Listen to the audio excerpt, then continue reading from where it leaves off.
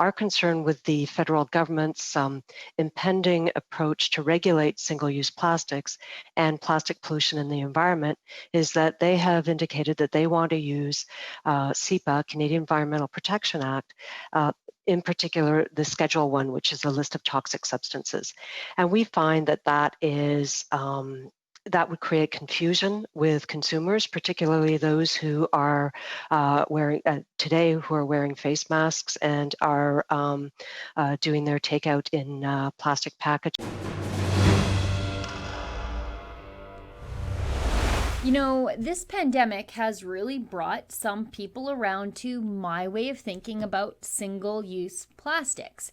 Now, according to USA Today, states like California, Connecticut, Delaware, Hawaii, Maine, New York, and Oregon, and Vermont had in the past taken steps to ban single-use plastic bags in one form or another. And many local municipalities also have done the same. They've implemented bans or restrictions on plastic bags. And it's, of course, been the same here in Canada. Municipalities have done the same, and provinces too. Vancouver, Moncton, all of Newfoundland and Labrador, all of PEI, Prince Albert, Saskatchewan, Dawson City, BC, just to name a few. These places all have some form of single-use plastics ban. Even towns in the oil patch heartland, like Devon, Alberta, named after the formation of a major oil deposit, and Fort McMurray, they've jumped on the bandwagon too. However, during the pandemic, things have changed fast. Even the most progressive and green municipalities were coming to Jesus about single-use plastic, putting away their Listeria, E. coli, and other food poisoning bacteria-laced reusable bags, and encouraging people to use the cleaner, safer alternative, single-use plastic bags. And all of this, it's not even taking into account the single-use plastics saving lives every day in hospitals. But the Liberals, they don't learn. They don't seem to be able to learn at all from this 90-day disease experience we all just lived through with the help of clean, sanitary, completely inert, single-use plastics. The Liberals are still proceeding with their plan to ban single-use plastics by 2021 and reclassify them as toxic substances under the Canadian Environmental Protection Act, on the same list with asbestos, lead, CFCs, vinyl chloride, and bisphenol A, which is a crazy place to list a substance that was instrumental in saving lives in hospitals as the pandemic hit, with sterile packaging, face masks, face shields, and intubation tubes. Plastics are the perfect garbage. We can use them, and then we can burn them for energy to heat and power homes. It's kind of great when you think about it. Don't throw plastic into rivers, though. But that's also, generally good advice for all garbage anywhere. However, the Liberals showed us their inability to reassess the situation as it changes during the House of Commons Industry Committee. You are going to see Nathan Erskine-Smith in a back and forth with Isabelle Deschênes. She's the Executive Vice President of the Chemistry Industry Association of Canada.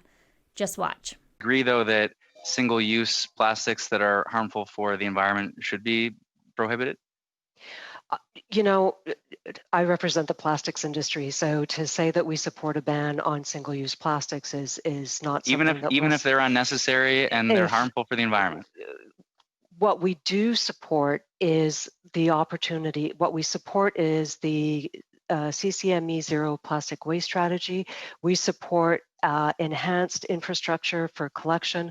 We don't support plastics, the fact that plastics are in the environment. They're far too valuable to be in the environment, frankly. They provide incredible inputs into new products. So through either whoa. So, but we're not talking about. I'm not talking about plastics writ large here. When I talk about single-use unnecessary plastics, the plastic bag that I shouldn't really have in my house and that I collect from the grocery store en masse, surely you're not saying that has a significant positive contribution and into our economy. Is that what you're saying?